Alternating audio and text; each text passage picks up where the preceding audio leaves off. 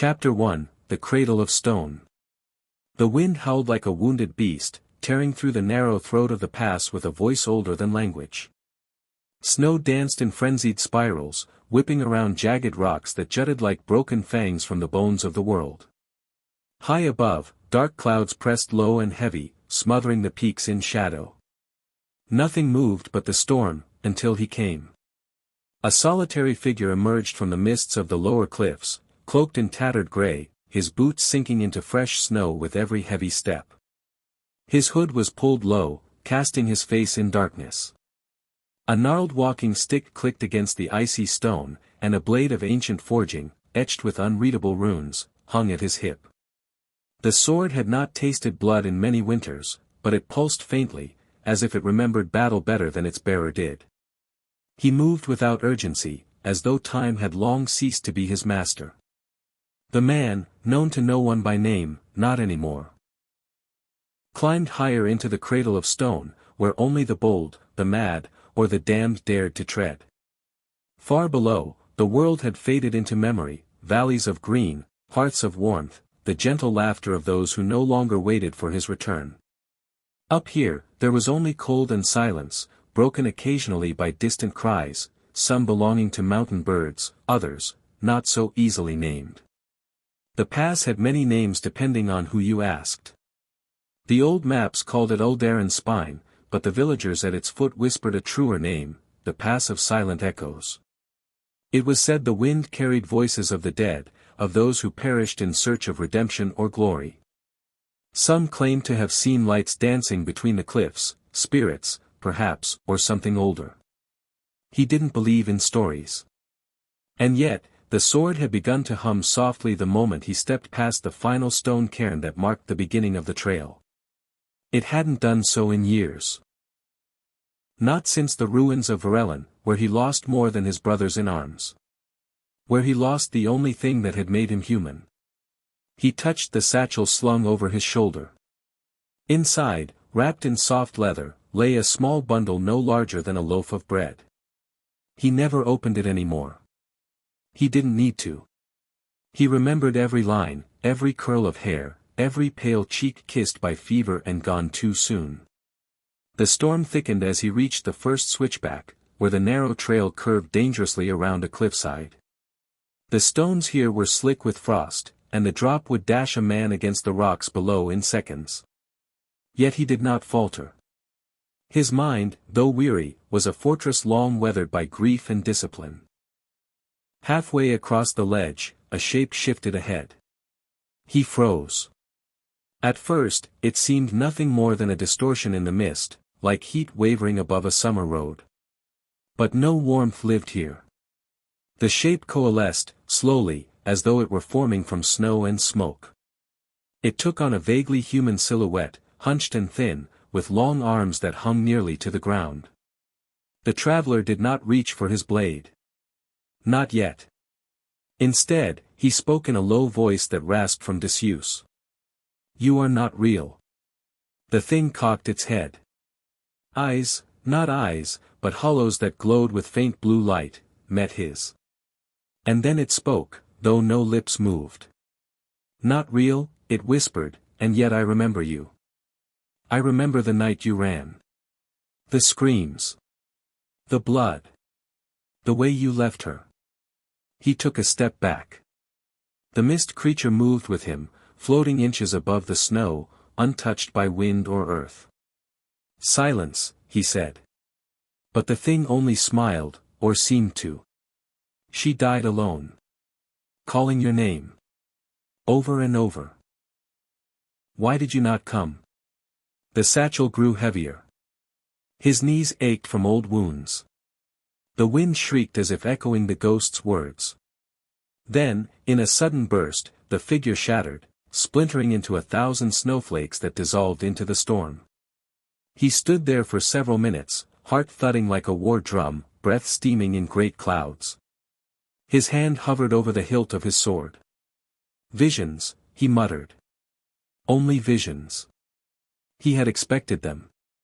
The old stories spoke of memories that walked beside you here, of truths long buried clawing their way into the light. The past did not test your strength. It tested your guilt.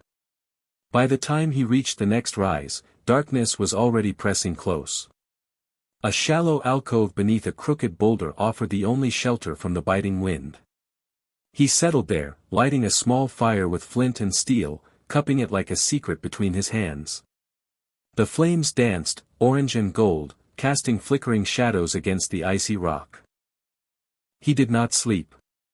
Instead, he watched the fire, listening to the mountains breathe around him. Snow fell in soft sighs. And somewhere in the distance, something cried out, high and sharp, like a woman's scream cut short. He closed his eyes. The fire hissed in the wind. And in the stillness that followed, he dreamed. He walked through the Hall of the Dead, beneath shattered columns where once banners of gold and blue had flown. Her voice called from the far end, soft and full of warmth. He ran, but the distance only grew longer, his legs heavy as stone. Shadows poured from the broken ceiling, swallowing light, whispering his name in 1,000 tones. When he reached her, she was already fading, her body made of mist and memory. "You still carry it," she said, touching his satchel. "Always.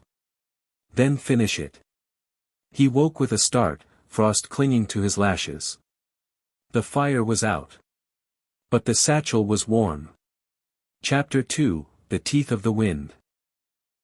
The Pass of Silent Echoes, Chapter 2, 2000 plus words. Morning in the mountain pass came not with light, but with the reluctant thinning of shadow. The sun, hidden far behind veils of storm and stone, offered no warmth, only a pale suggestion that time had moved on. The traveler stood from his rocky shelter, joints stiff, breath fogging in the thin air. The fire was long dead, reduced to faintly glowing embers choked by snow. He did not waste time mourning its warmth. Time was the only companion more pitiless than the cold. He looked down the path ahead, if it could still be called a path. The trail had narrowed into a steep ascent of scree and fractured stone, each step treacherous, the ground crumbling beneath even the slightest pressure. Icy outcroppings jutted from the mountainside like claws, glistening in hues of pale green and steel blue. Frozen waterfalls hung in mid-cascade from cliff faces hundreds of feet high, frozen in the moment of their last breath before winter silenced them. Above him, a ridge of broken spires loomed like the ribs of some long-dead titan, black rock speared upward from the earth in jagged defiance. The locals called them the Grieving Fangs, said to be the remains of a mountain spirit slain by the gods for refusing to yield the pass to men. Whether myth or metaphor, the path ahead was unmistakably shaped by violence, not of men, but of time and nature and something older still. He began to climb in silence, boot heels grinding against loose stone. The blade at his side throbbed gently, reacting to something unseen in the air. Old magic, perhaps. Old grief. The wind grew stronger. It no longer howled as it had the night before, it screamed. It tore at his cloak and exposed skin like an animal desperate to peel away his flesh. It seemed to find every weakness, every scar and seam in his armor, every crack in his will. Still, he climbed. Midway up the slope, the terrain grew crueler. The trail twisted sharply beneath an overhang, the ledge barely wide enough to hold his weight. Below, a sheer drop fell into a sea of mist, hiding whatever bones lay shattered at the bottom. He pressed himself against the stone, one hand braced against the cliff wall, the other gripping the hilt of his sword, not to draw it, but to anchor himself with something familiar, something real. Halfway across, the wind shifted again. It came not from above, but from within the stone itself, a deep, rattling breath exhaled from unseen lungs. The gust was warm, wet. Unnatural. He froze. Then came the sound.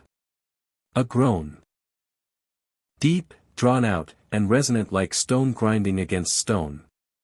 Not the wind. Not echoes. Something woke. The traveler looked up, and saw eyes. High in the cliff face, two vast orbs of obsidian flickered open.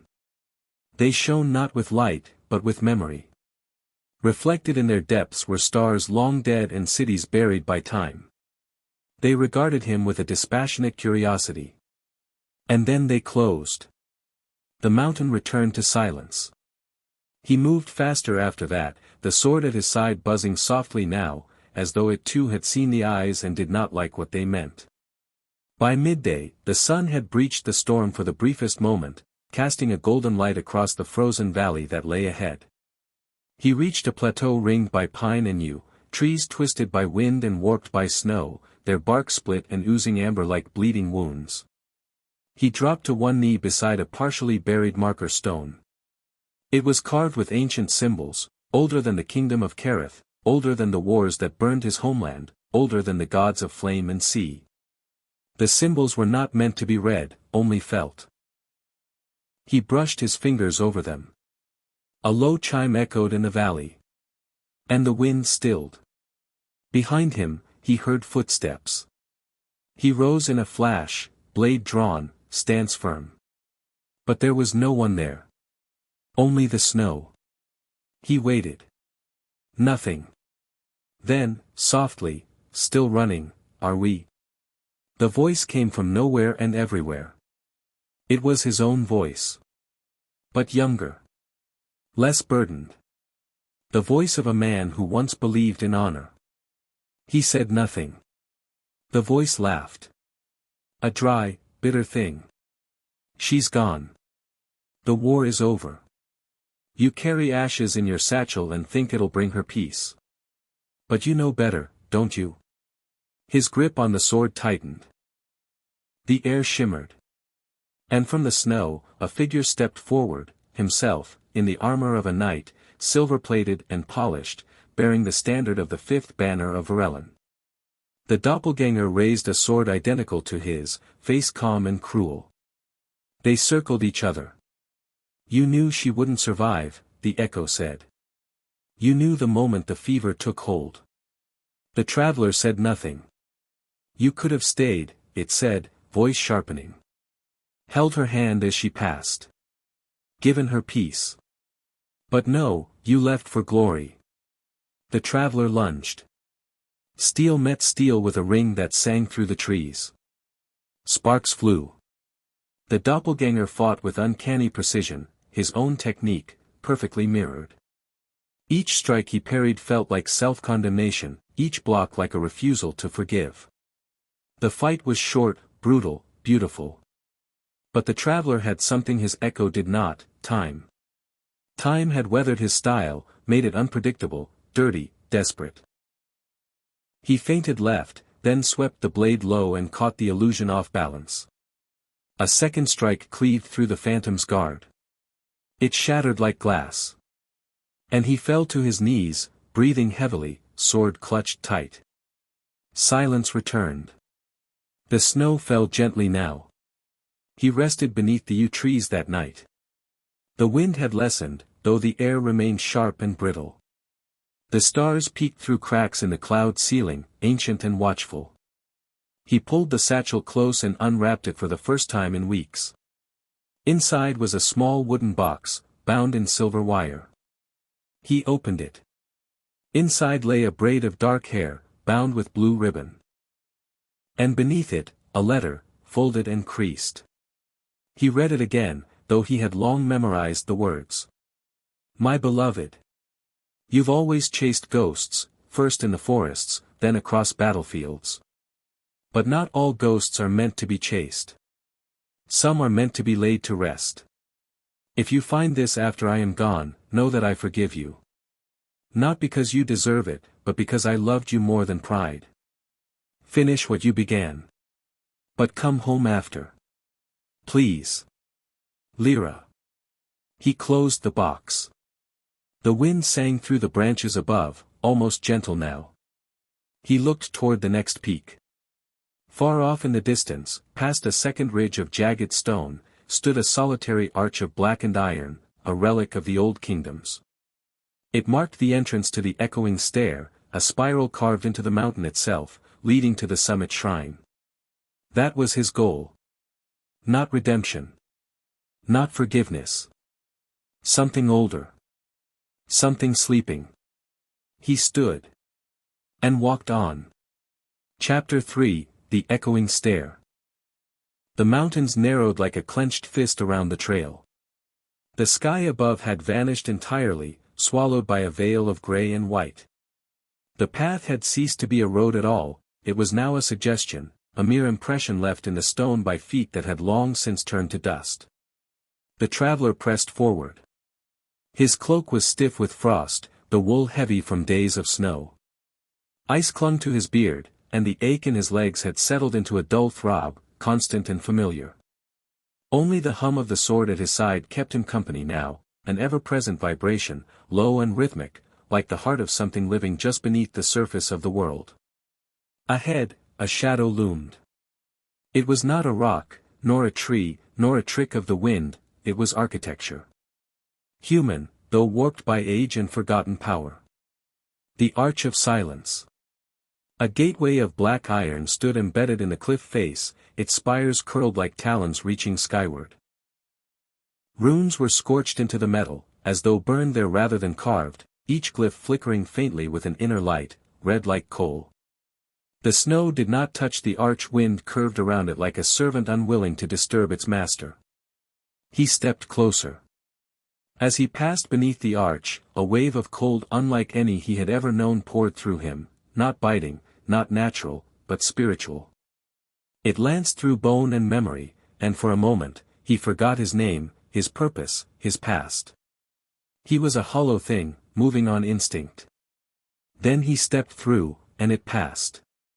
Before him, the trail gave way to a wide staircase carved directly into the mountain. It spiraled downward into the dark, vanishing into the throat of the stone. This was the echoing stair. No torches lit the way. No railings marked its edge.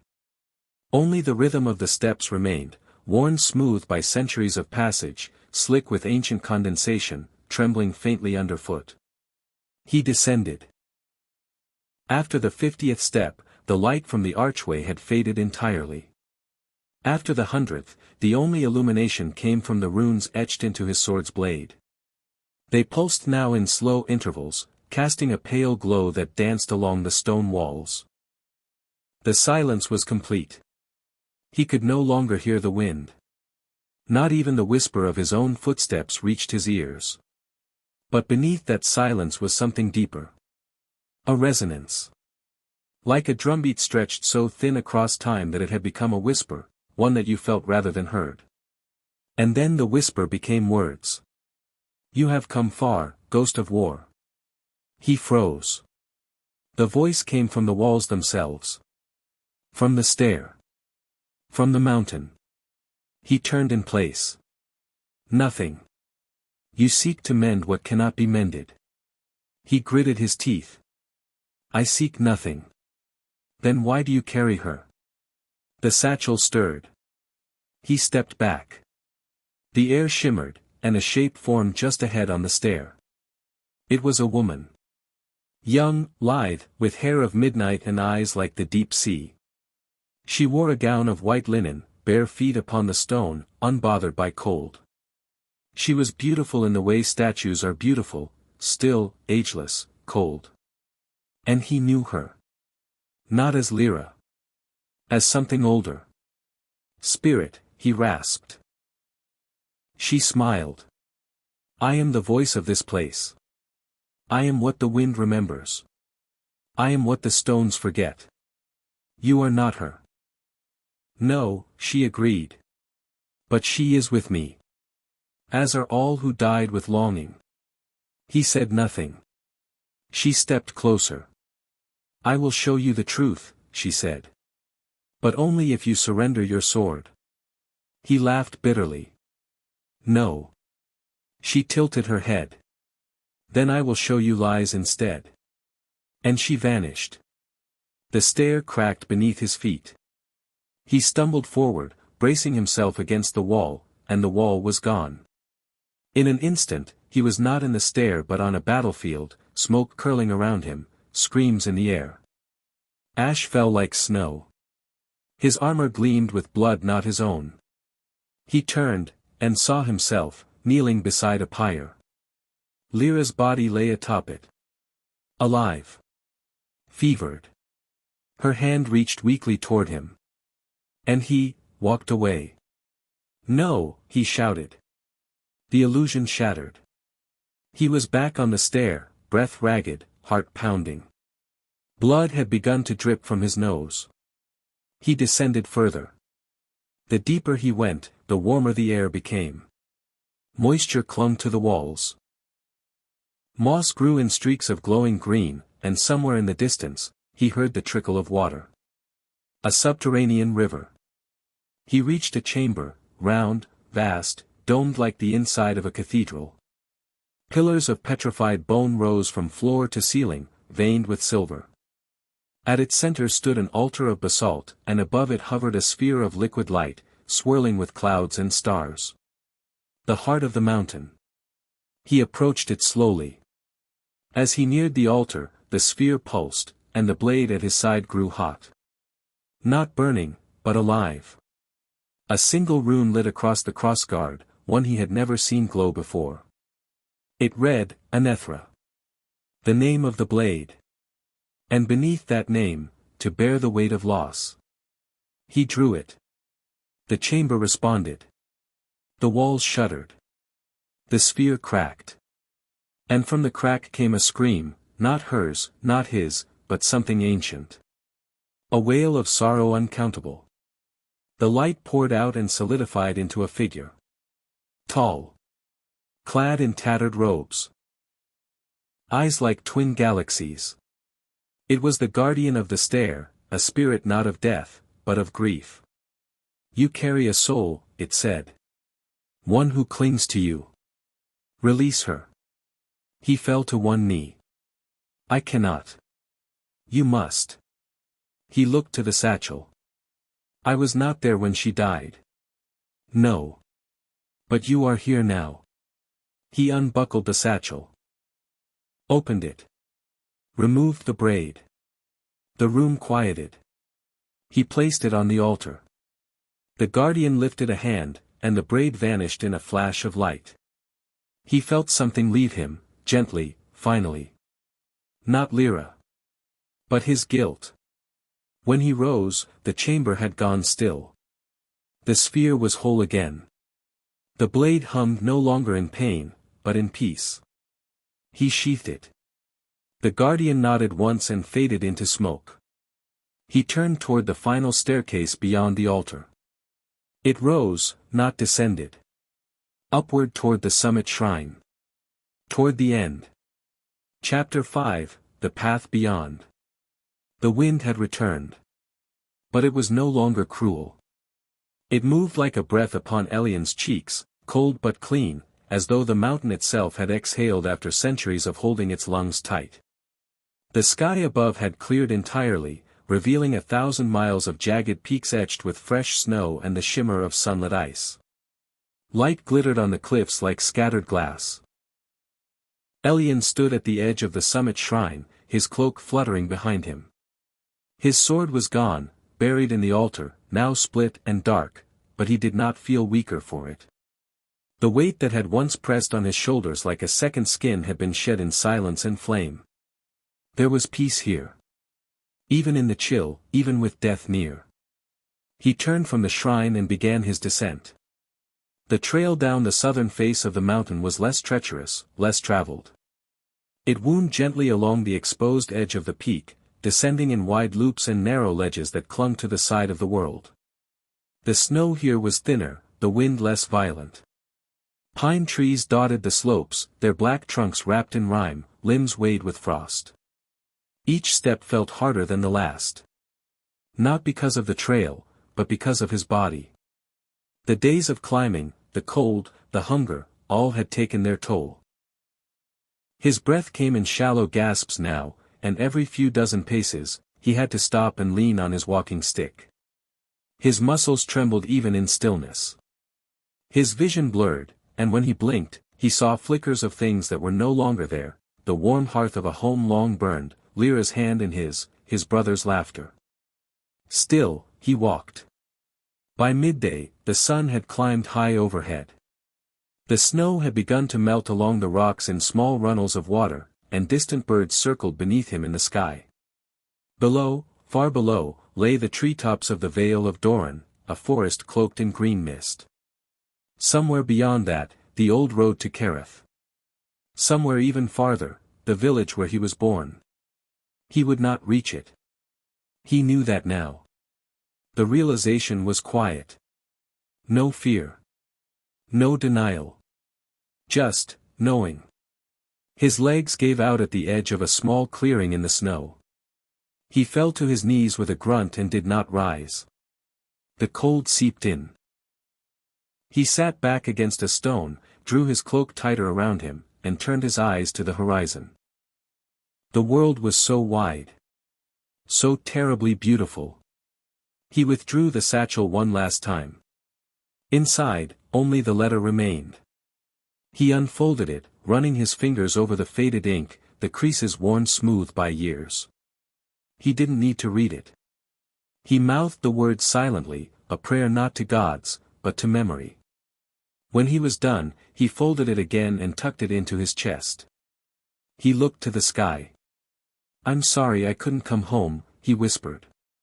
The wind answered with a hush, like fingers brushing hair behind the ear. He closed his eyes. Time passed. Snow fell again, soft and slow. A fox padded through the clearing sometime later, its coat white as ash.